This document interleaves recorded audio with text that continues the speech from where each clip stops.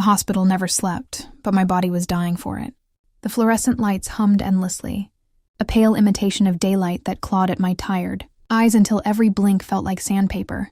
My gloves were damp with sweat beneath the layers of powder.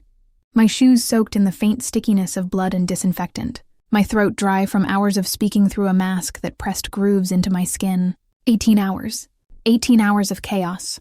Of monitors screaming, of families crying, of hearts stopping and hands trying to bring them back.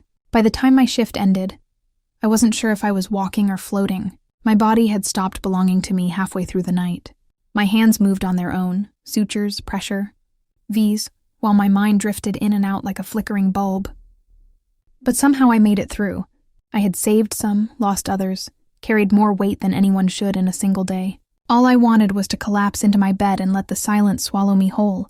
I stepped out into the night, where the air bit cold and sharp, a cruel reminder that the world outside still existed. The parking lot was nearly empty, the lamps buzzing overhead, moths circling their glow. My car door groaned as I pulled it open, and I sank into the seat, gripping the wheel with trembling fingers. I didn't even remember starting the engine. My eyes blurred, and every red light felt like a test I barely had the strength to pass. But the thought of home kept me moving. Home. The word felt like a promise. 4 walls, a roof, a bed. Nothing extraordinary. But after 18 hours in the trenches of human suffering, home was sacred. I pulled into the driveway, my headlights sweeping over the familiar siding. The small porch. The door I had walked through 1,000 times. Relief washed over me like a tide. My muscles loosened for the first time all day. I grabbed my bag, dragging my weary body toward the door. I slid the key into the lock, turned it. Nothing. I blinked, thinking maybe exhaustion had made me clumsy. I tried again, twisting harder this time.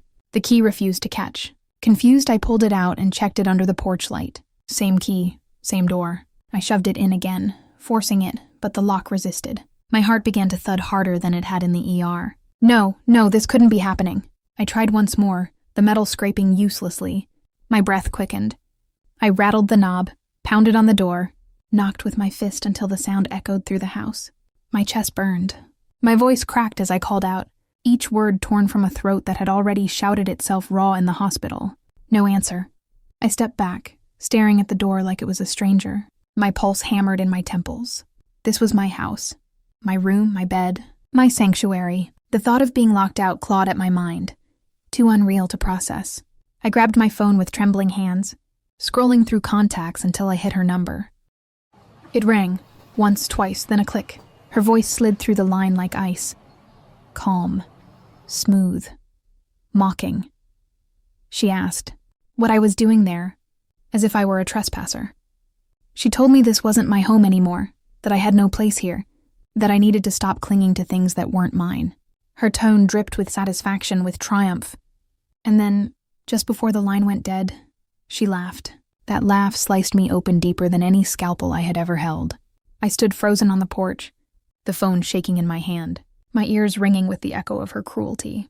For a moment I thought maybe this was just exhaustion, a cruel dream born of too little sleep and too much pain. But the lock beneath my fingers was cold, solid, real. She had locked me out. My knees gave way and I sank to the steps, my back pressed against the door that had once opened for me. The winter air gnawed at my skin, seeping into the thin scrubs I still wore. My body screamed for sleep, but there was no rest to be found. Only concrete, only shadows, only the knowledge that I had been cast aside like I was nothing.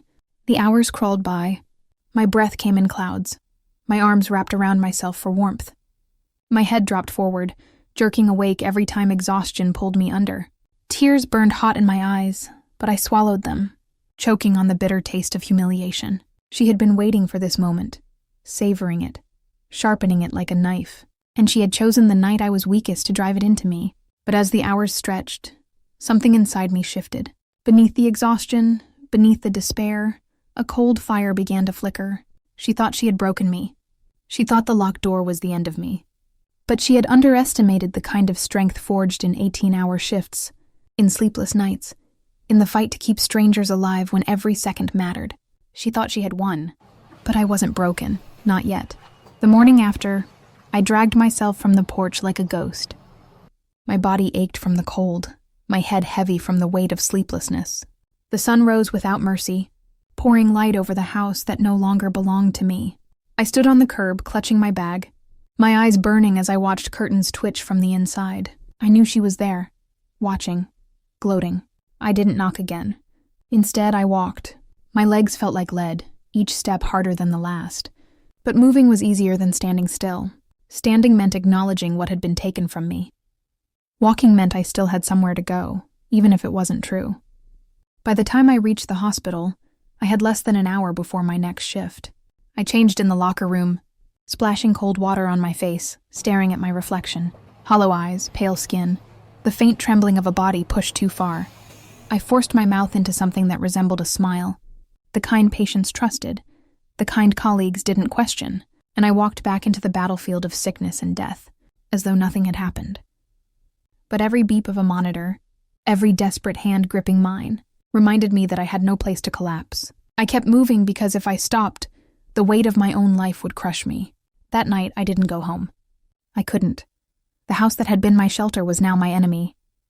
I slept in my car, curled against the seatbelt, a blanket pulled tight around me. The windows fogged with my breath, the air heavy with the faint smell of antiseptic that clung to my clothes. Each sound outside jolted me awake. Footsteps, engines, laughter. I was exposed, vulnerable, but it was the only space that was mine. The following nights blurred together. Sometimes I slept on couches offered by colleagues, who didn't ask too many questions. Sometimes I found myself back in the car, eating vending machine snacks, washing up in hospital bathrooms before shifts. My body carried on like a machine, but my soul was unraveling. There were mornings I stood in front of the mirror in the staff room, hands gripping the sink, whispering to myself that I could keep going. Just one more shift, just one more day. Patients needed me. People depended on me. And if I could hold strangers' lives together, maybe I could hold my own together too. But the humiliation gnawed at me. The knowledge that my stepmother slept soundly in the house she had stolen from me while I shivered in parking lots. The laughter she had left me with echoed in every silence. I wondered if she thought of me at all. If she pictured me hungry, exhausted, crawling through life like an unwanted stray. And then I realized she wanted that. She wanted me small, defeated. That realization lit a spark. I started writing. Not letters, not journals, lists. Lists of what I needed. Lists of what she had taken. Lists of ways she had betrayed the trust of the people around her. I wrote between shifts, in the corners of break rooms, in the margins of charts. It wasn't much, but it gave me direction. At work, I hid my pain behind the mask of professionalism. I smiled for patients, steadied my voice for families, cracked tired jokes with colleagues. But inside I carried a storm. When I changed dressings, I thought of wounds healing over lies. When I cleaned blood from my hands, I imagined washing away the bitterness she had poured into my life. Every action became a metaphor. Every patient a reminder that survival wasn't pretty, but it was possible. There were nights when despair tried to consume me. When I sat in my car staring at the steering wheel, asking myself if this fight was worth it, if maybe I should just let go, accept the exile, start over somewhere else. But then I'd see her face in my mind, that smug smile, that cruel laugh. And the thought of her winning was worse than the thought of suffering. So I endured. The human body is remarkable in how much punishment it can take before breaking. The human spirit, even more so. I tested both to their limits. And as the weeks dragged on, my exhaustion turned into fuel. My humiliation turned into hunger, and my pain sharpened into purpose. She thought locking me out had ended me. But in truth, it had begun something else. I learned quickly that revenge was not a flame you could light and watch burn. Flames die. Sparks fizzle. If I wanted to destroy her, I couldn't act out of rage. I had to act out of calculation, out of discipline. Just as I had learned in the hospital that a shaky hand could mean death, I knew a reckless strike at her would fail. So I watched. She thought she had erased me from that house, from that life. But she forgot one thing. I had learned to survive on scraps of time, on little cracks between duties, on silence. And in those silences I learned her. From the outside she performed flawlessly. The perfect host, the generous benefactor, the sweet stepmother who always put family first. People saw her smile, her polished clothes, her carefully rehearsed charm. But beneath the surface she was bleeding. I just had to find where. I started small, walking past the house on my way to shifts, seeing the deliveries dropped off at her door. Expensive boxes. More than she could afford. I overheard neighbors talking about her latest charity event, Her shopping sprees. I saw the cracks in her mask. Then I followed the paper trail. Quietly. She wasn't careful. She left debts behind, unpaid bills tucked into drawers. She signed things she had no right to sign.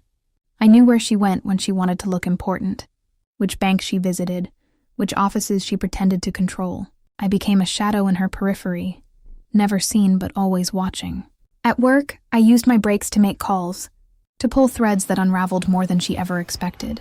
The hospital had taught me persistence. That saving someone's life wasn't always about dramatic action.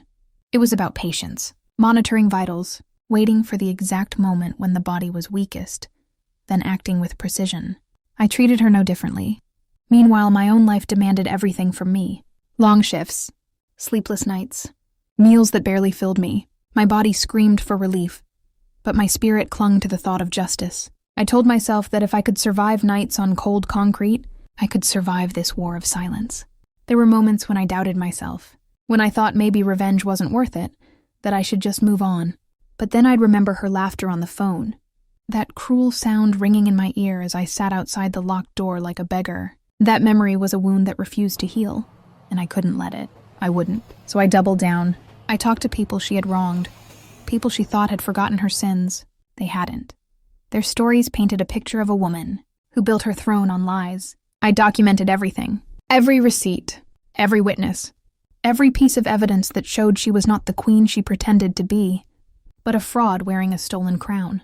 And yet I kept my silence. That was the hardest part. To carry the weight of her secrets while she continued to flaunt her mask. To bite my tongue when others praised her. To smile tightly when she paraded in front of me like she had already won. But silence was my weapon, and patience my ally. I waited. And I worked. Every shift at the hospital reminded me that time could be both an enemy and a friend. That people could hang between life and death for hours, even days, until the right moment decided everything. And that's what I was waiting for, the right moment. It came slowly, almost naturally. She planned a gathering, another performance to display her perfect image. Important people would be there, family, neighbors, acquaintances she wanted to impress. She thought it was another opportunity to shine. For me, it was the stage. I gathered my evidence like a surgeon preparing instruments, each piece sharpened to precision, each fact undeniable. I rehearsed my words the way I had rehearsed countless medical procedures. Calm, steady, efficient, because revenge wasn't just about the truth. It was about delivering it in a way that left no room for doubt.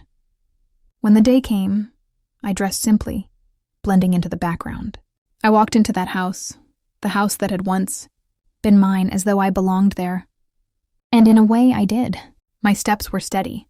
My heart beat slow. This was not rage. This was justice, sharpened into a scalpel. And she saw me. Her face froze, her smile faltered, her eyes wide with the terror of someone who realizes the ghost they buried is still alive. She opened her mouth, ready to cut me down, but I didn't give her the chance. I had been silent long enough. The air in that house was heavy with perfume and wine, laughter spilling through gilded halls, the sound of glasses clinking together in celebration.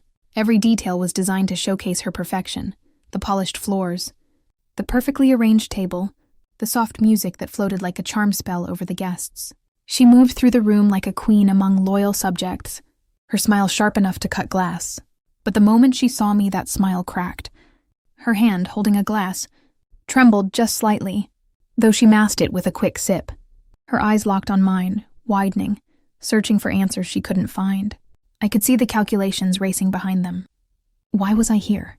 How had I gotten in? What did I want?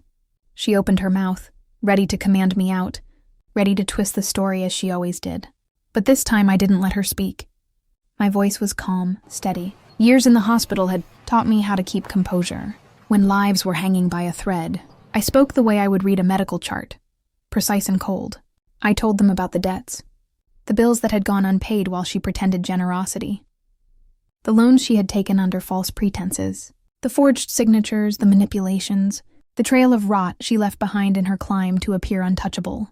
At first, the room didn't react. Laughter still lingered in the air like an echo. Faces looked at me with confusion, with disbelief. And then I revealed more. Evidence pulled from drawers, testimonies from those she had wronged, proof written in her own hand. Each word fell heavy into the silence until even the music seemed to fade. Her face contorted. She laughed, too loud, too forced, insisting I was lying, that I was bitter, jealous, unstable. She threw every word like a dagger, hoping one would stick. But the more she denied, the more desperate she looked. And the people around her, the same ones who had once adored her, began to see the cracks. Whispers spread, glasses lowered, eyes narrowed. The weight of suspicion hung in the air like smoke. She turned on me then, her mask shattered, her voice rising into a scream. She called me ungrateful, called me worthless, shouted that I had no right to be there. The more she raged, the more the guests recoiled. Her fury wasn't strength, it was fear. And they all saw it. I didn't raise my voice. I didn't need to. I stood steady, letting the silence between my words crush her louder than any scream. I had learned in the hospital that sometimes silence was more terrifying than noise. A monitor flatlining, a breath that never came back. Silence carried death. Tonight, silence carried her downfall. Finally, her husband, once blind to her poison, looked at her with eyes I had never seen before. Doubt, disgust, betrayal. And in that moment, she realized the truth. She wasn't untouchable. She wasn't perfect. She wasn't adored. She was exposed, stripped bare in front of the very people she lived to impress. She tried to recover, tried to laugh it off, to brush past it, but the whispers had already grown into judgment. The damage was done. And I watched, not with triumph, not with joy, but with the quiet satisfaction of someone who had waited, suffered, endured, and finally, cut the wound open for the world to see. The gathering ended in chaos. Guests left early, eyes averted, whispers carrying like knives through the air. She stood trembling, her mask in ruins, her empire crumbling in real time. And I walked out, calm, collected, my footsteps steady. I didn't look back. Because revenge wasn't about seeing her beg. It wasn't about shouting her down. It was about showing her and everyone else that the monster she created in me was stronger than she could ever imagine. Revenge doesn't end in a single night. It lingers. It festers. In the weeks that followed, she tried desperately to claw back what she had lost. She knocked on doors that once opened for her and found them shut. She smiled at faces that once adored her and saw only suspicion. Every step she took was shadowed by the truth I had revealed. The whispers never stopped. Her reputation withered. Her debts grew heavier. Her allies abandoned her. The house she had locked me out of became her prison. Its walls closing in as the life she had built crumbled around her. She was trapped in the very fortress she thought would keep her untouchable. And me, I carried on. The hospital didn't stop. Patients still came, still suffered, still needed me. But I was different, stronger, sharper. I had survived nights on concrete, days on empty stomachs, weeks of humiliation. I had faced the monster who stole my home and turned her into ashes. Sometimes, late at night, I thought back to the moment I sat shivering outside the locked door, her laughter ringing in my ear. I remembered how small I felt, how broken, and then I thought of the look in her eyes when she realized the game was over. When she realized I was not her victim, but her reckoning. That lock she changed didn't keep me out. It set me free. It forged me into something she could never defeat. And maybe that's the cruelest part of all for her, that I no longer needed revenge to define me. I had already won. This is Karma Unfolded, where every secret finds its reckoning. Don't forget to subscribe.